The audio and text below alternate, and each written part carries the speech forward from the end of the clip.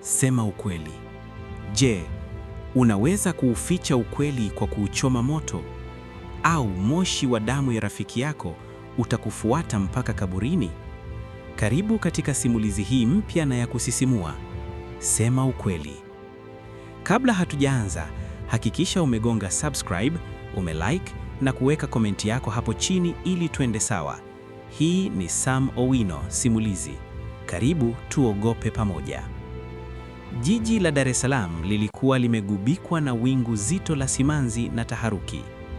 Katika kila kona ya mji, kuanzia vijiwe vya kahawa Kariakoo mpaka ofisi za vioo Posta, gumzo liliwa kifo cha kutisha cha kijana Kevin, miaka 21. Habari zilisambaa kama moto wa kifuu. Kijana mtanashati mwenye ndoto kubwa alikutwa ameungua na kuwa mkaa ndani ya gari lake aina ya Mark X lililobamizwa kwenye mti mkubwa maeneo ya Mbezi Beach usiku wa manane. Mwili wa Kevin haukuwa na sura wala umbo. Ulikuwa ni mkusanyiko wa nyama zilizoungua vibaya, zikishikiliwa na mifupa iliyoteketea. Ilikuwa ni ajali iliyoacha maswali mengi kuliko majibu, lakini majibu hayo yalionekana kupatikana haraka kupitia marafiki zake wa karibu. Siku mbili baada ya tukio, vyombo vya habari viliitisha mkutano maalum. Vijana wanne walijitokeza wakiwa wamevalia nguo nyeusi, macho yao yakiwa mekundu kwa kulia. Walikuwa ni Juma na Patrick, wavulana, pamoja na Sandra na Irene, wasichana. Hawa ndio walikuwa chawa wa Kevin, marafiki wa chanda na pete tangu utotoni. Tulikuwa tunamwandaa surprise birthday party ya Patrick, aliongea Sandra huku akifuta machozi kwa leso iliyoloa chepechepe. Sauti yake ilitetemeka kwa uchungu uliowagusa wasikilizaji nchi nzima. Kevin alichelewa kutoka nyumbani. Tulimpigia simu akasema yupo njiani. Hatukujua kwamba hiyo ndiyo ilikuwa sauti yake ya mwisho. Patrick, ambaye ndiye mwenye birthday hiyo, alishindwa kujizuia na kuangua kilio cha kwikwi mbele ya kamera. Ni bora nisingezaliwa kuliko siku yangu ya kuzaliwa kuwa siku ya kifo cha ndugu yangu. Kevin alikuwa akija kufurahi nasi, lakini mauti yakamuwahi. Ushuhuda wao ulijaa hisia kali kiasi kwamba hakuna aliyethubutu kuutilia shaka. Walionekana kama malaika waliojeruhiwa na ukatili wa dunia. Kesi ilionekana kuwa ya ajali ya kawaida, spidi kali, pombe kidogo labda, na kupoteza mwelekeo. Polisi waliridhika na mwili wa Kevin ukatolewa Muhimbili Mortuary kwa ajili ya taratibu za mazishi. Lakini siku moja kabla ya mazishi, wakati jeneza likiwa bado halijafika nyumbani kwa kina Kevin, hali ya hewa ilibadilika ghafla. Kwa wale marafiki wanne walikuwa wamekusanyika katika apartment ya Juma, ghorofa ya 7, maeneo ya Kinondoni, wakipanga ratiba ya kusindikiza mwili. Ghafla Juma alinyamaza. Macho yake yalitoka pima, yakikodoa kwenye kona ya giza la chumba ambapo hapakuwa na mtu. "Juma, vipi?" Patrick aliuliza kwa wasiwasi. "Hamuoni?" Juma alinong'ona, sauti yake ikiwa nzito na ya kukwaruza. "Anawaka moto, Kevin anawaka moto." Wasichana walipiga kelele kwa hofu, dhania Juma amepata kichaa cha ghafla. Juma alisimama huku akianza kurudi nyuma, huku akipunga mikono kama mtu anayerusha moto usimpate. Jasho jembamba lilimtiririka huku akipiga kelele za kuogofi, "Sikutaka, nisamehe, sikutaka kukuchoma." Kabla marafiki zake hawajafanya lolote, Juma alikimbia kwa kasi ya ajabu kuelekea kwenye balkoni. Nguvu aliyotumia haikuwa ya kawaida. Alivunja mlango wa kioo na bila kusita aliruka. Mwili wake ulipaa hewani kwa sekunde chache kabla ya kusikika kishindo zito chini. Paa!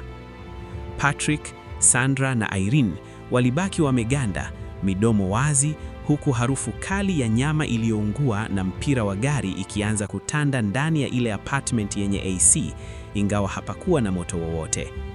Chini, damu ya Juma ilitawakaa, lakini ajabu ni kwamba macho yake yalikuwa yamefunguka, yakitazama juu kwa hofu, na kwenye shingo yake kulikuwa na alama nyeusi kama vidole vya mtu aliyeshika makaa ya kule. Huo ulikuwa mwanzo tu. Kivili cha Kevin kilikuwa kimeanza kudai deni lake, na hakikuja kwa amani. Kifo cha Juma kiliongeza uzito wa ajabu kwenye ile taharuki iliyokuwa inatanda. Polisi walihitimisha kuwa Juma alijiua kwa sababu ya stress za kumpoteza rafiki yake mpendwa Kevin. Lakini kwa Patrick, Sandra na Irene, ukweli ulikuwa mchungu na wa kutisha zaidi. Walijua kilichomuua Juma si huzuni, bali ni kitu kilichojificha gizani, kitu chenye harufu ya nyama iliyoungua. Usiku wa siku iliyofuata, Sandra alikuwa nyumbani kwake Sinza. Alishindwa kulala. Kila akifumba macho, alimwona Kevin akimwangalia kwa macho yasiyo na mboni. Joto la ajabu lilianza kuongezeka ndani ya chumba chake, ingawa feni ilikuwa inazunguka kwa kasi. Sandra alihisi kiu kali, akakimbilia bafuni kunawa uso. Alipoinua uso wake kutoka kwenye sinki na kutazama kioo, alipiga kelele iliyokwama kooni. Kwenye kioo hakuona sura yake. Aliona sura ya Kevin ikiwa imeungua, ngozi zikining'inia na mdomo wake ukitoa moshi mweusi ukisema, "Mlisema ni ajali, mbona hamuungui?" Asubuhi iliyofuata, wazazi wa Sandra walimkuta binti yao akiwa amejinyonga kwa kutumia waya wa pasi bafuni. Cha kutisha zaidi, shingo yake haikuonekana tu imenyongwa, bali ilikuwa na alama za kuungua, kana kwamba waya ule ulikuwa wa moto mkali wakati anajinyonga, ingawa pasi haikuwa imechomekwa umemeni. Macho yake yalikuwa yametumbuka nje kwa hofu kuu, yakiangalia kule kule ambako Juma alikuwa ameangalia kabla ya kuruka. Patrick na Irene walipopata taarifa za kifo cha Sandra, walijua wao ndio wanaofuata. Patrick, akiwa amechanganyikiwa na hofu, aliamua kukimbia mji. Aliamini kuwa akiondoka Dar es Salaam, labda huo mzimu wa Kevin utamwacha salama. Aliwasha gari lake aina ya Subaru na kukanyaga mafuta kuelekea Bagamoyo huku akitetemeka. Alipofika maeneo ya Tegeta, akiwa katika mwendo kasi, ghafla redio ya gari ilijiwasha yenyewe. Sauti iliyotoka haikuwa ya mtangazaji. Ilikuwa sauti ya Kevin ikikohoa moshi na kucheka kicheko cha uchungu. "Unakimbia nini Patrick? Sherehe bado haijaisha." Patrick aliangalia kiti cha nyuma kupitia kioo cha mbele. Moyo wake ulisimama. Kevin alikuwa amekaa kiti cha nyuma, mwili wake ukiwa majivu matupu yanayofuka moshi. Kwa hofu, Patrick alipoteza mwelekeo. Gari lilikwenda mrama, likagonga kizuizi cha barabara na kupinduka mara 4 kabla ya kutua mtaroni. Patrick hakuungua na hakufa papo hapo. Alipatikana akiwa amevunjika vibaya, uti wa mgongo, miguu yote miwili na taya. Alikimbizwa ICU akiwa hajitambui, hali yake ikiwa mbaya kiasi cha madaktari kukata tamaa. Hakuweza kuongea, hakuweza kutembea, alikuwa amebaki kuwa shahidi bubu wa mateso yanayoendelea. Irene alibaki peke yake. Hofu ilimtafuna mpaka mifupa. Alijifungia chumbani kwake, akitetemeka. Marafiki zake watatu walikuwa wameenda. Mmoja kabondwa na lami, mmoja kajinyonga kwa waya wa moto, na mwingine yuko ICU akipigania pumzi ya mwisho. Irene alijua zamu yake imewadia. Chumba chake kilianza kupata joto lile lile la ajabu. Harufu ile ile ya mkaa na nyama choma ilianza kupenya puani mwake. Lakini tofauti na wenzake, Irene alifanya maamuzi magumu. Alijua hawezi kukimbia kivuli cha damu. "Sitakufa na siri hii," alinong'ona huku akilia, akichukua simu yake. Irene alimpigia simu mwandishi mmoja maarufu wa habari za uchunguzi ambaye alikuwa akifuatilia kesi hiyo. Sauti yake ilikuwa ya kukata tamaa lakini yenye dhamira. "Naitwa Irene, mmoja wa marafiki wa Kevin. Nahitaji kuonana na wewe sasa hivi. Kuna kitu tuliwaambia ulimwengu lakini ni uongo. Njoo na kamera zako, nataka kusema ukweli kabla sijakufa." Irene alijua muda wake ulikuwa unayoyoma. Alihisi baridi kali ikipambana na joto la chumba, ishara kwamba mgeni asiyealikwa alikuwa karibu kufika. Je, atawahi kusema ukweli kabla mzimu wa Kevin haujamziba mdomo milele? Irene alipofika kituo cha polisi cha Oyster Bay, hakuwa na hofu ya kufa tena. Alikuwa na hofu ya kuendelea kuishi na mzigo wa damu. Mbele ya mkuu wa upelelezi na waandishi wachache walioruhusiwa, Irene alitapika ukweli uliokuwa umeoza ndani yake. "Tulidanganya," Irene alianza, sauti yake ikiwa chini lakini nzito. "Hatukuwa 4 usiku ule. Tulikuwa 5. Kevin hakuchelewa, alikuwa nasi tangu mwanzo." Ukumbi ulizizimu. Irene alisimulia jinsi walivyokuwa kwenye sherehe hiyo ya birthday. Pombe zilitawala na akili zikahama. Katika hali ya ulevi, Kevin alianza kumtani na kumshikashika mpenzi wa Patrick. Jivu na hasira vilimpanda Patrick. Ugomvi ulizuka. Katika vurugu hizo, Patrick alichukua chuta nzito na kumpiga nayo kisogoni kwa nguvu zote. Kevin alianguka. Damu nyingi zilitoka. Irene alieleza huku akitetemeka. Tulijua amekufa. Hofu ilitupata. Hatukutaka kwenda jela. Ndipo wazo la kikatili lilipokuja. Tumpandishe kwenye gari lake, tuliendeshe mpaka Mbezi, tuligongeshe na kulichoma moto ili ionekane ajali.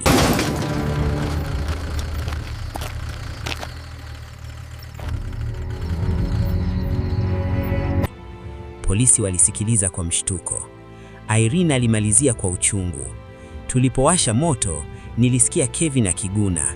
Alikuwa bado hai. Tulimchoma akiwa hai.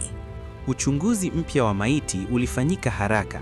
Fuvu la Kevin lilionekana lina ufa uliotokana na kitu kizito kabla ya moto, na mapafu yake yalikuwa na moshi, ikithibitisha alivuta hewa wakati gari linawaka. Huo ulikuwa ushahidi tosha. Patrick, ingawa alikuwa ICU hajitambui, aliwekwa chini ya ulinzi.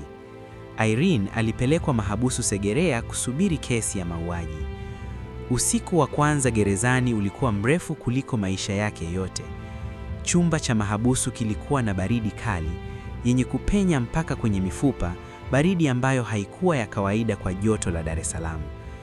Irene alijikunyata kwenye kona ya chumba hicho cheusi. Akiwa amelelewa katika maadili ya Kikristo, alijua maandiko yanasema nini. Wafu hawajui neno lolote, alijikumbusha maneno ya Mhubiri. Aliamini kwamba mtu akifa na mwili hubaki mavumbini. Hakuna kurudi duniani kutisha watu. Hivyo ndivyo alivyofundishwa Sunday School. Lakini alipoinua macho na kutazama nje kupitia nondo ndogo za dirisha la gereza, imani yake ilitikisika. Kule nje, katika giza la usiku, alimuona Kevin. Hakukuwa na moto tena, wala hakuwa ameungua. Alikuwa amesimama, amevalia shati lake la linen jeupe alilovaa siku ya tukio. Alikuwa anamtazama Irene kwa utulivu wa kutisha, macho yake yakiwa na huzuni nzito, sio hasira. Askari magereza waliokuwa wakipita doria walimpita Kevin bila kumuona, kana kwamba alikuwa hewa. Moyo wa Irene ulienda mbio. Alifunga macho na kuanza kusali kwa nguvu. Mungu, niondolee hili. Najua wafu hawarudi. Najua hii ni akili yangu inacheza. Alipofungua macho, Kevin bado alikuwepo, akisogea karibu zaidi na nondo. Hapo ndipo vita kuu ilipopiganwa ndani ya kichwa cha Irene. Je, huyu ni Kevin kweli amekuja kumchukua kama alivyowachukua Juma na Sandra, au hii ni hatia? Je, dhamiri yake iliyojaa damu ndiyo iliyokuwa inatengeneza picha hizi ili kumwadhibu kabla ya hukumu ya mahakama? Alijua haiwezekani kuwa mzimu, lakini kama muuaji alihisi uwepo ule ulikuwa halisi kuliko nondo alizoshika. Machozi yalimtoka, sio kwa hofu ya kifo tena, bali kwa hofu ya kutojua ukweli. Alibaki akijiuliza swali ambalo hangepata jibu lake milele. Je, naadhibiwa na Mungu kupitia mzimu wa rafiki yangu, au naadhibiwa na nafsi yangu kupitia wazimu wa hatia? Kevin alinyanyua mkono na kumuaga kwa ishara, huku Irene akidondoka chini kwa kuzimia, giza likimeza fahamu zake, huku akiwa hajui kama akiamka atakuwa bado gerezani au atakuwa ameshaungana na wenzake kuzimu.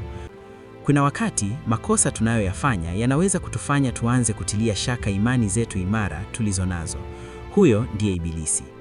Hapo ndipo simulizi yetu inapofikia mwisho, tukitumaini imewaacha na hisia za kusisimua kama kawaida.